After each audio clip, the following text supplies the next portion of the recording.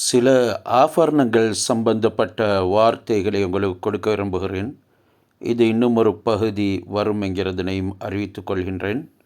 அதில் பாருங்கள், நாம் தலையில் பின் குத்துவோம். பொதுவாக பெண்கள் அவர்கள் தலையிலே பின் குத்துவார்கள். அதற்கு உருதுவில் அந்த தலைமுடி பின்னுக்கு பாலோங்கே பின் என்று நாம் கூறுவோம். பொதுவாக பால் என்றது தலைமுடி, பாலோங்கி பின் தலைமுடியின் பின்.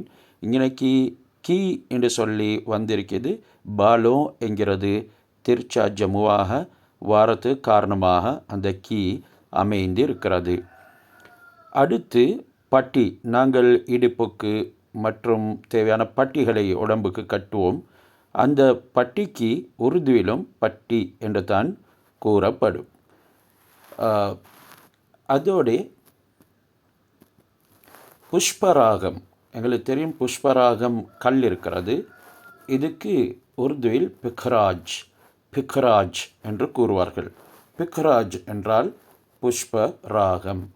எனவே இவைகளை நாம் நம்முடைய ஆபரணங்களுக்கு பாவித்துக் கொள்வோம். இதனால் கூறப்படுது. அடுத்தது தௌடா மற்றும் கத்கன் என்று நாம் மணிக்கட்டுக்கு சொல்லுவோம். மணிக்கட்டுக்கு தௌடா கத்கன் என்று சொல்லுவோம். பொதுவாக கையில் மணிகளை கட்டுவார்கள். அதற்கு இது பாவிக்கப்படும். அடுத்து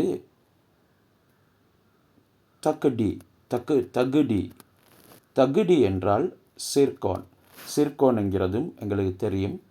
ஒரு வகையான கல், அழகான கல். அதுக்கு நாங்கள் சிர்கோனுக்கு தகுடி என்று கூறுவோம். அதோடு டீக்கா என்றால் தலைக்கவசம். தலைக்கு நாம் அணியக்கூடிய கவசம். இதற்கு டீக்கா என்ற உருதில் கூறப்படும். பாலோங்கி பின், பட்டி, பிக்ராஜ், தௌடா, கத்கன், தகுடி, டீக்கா.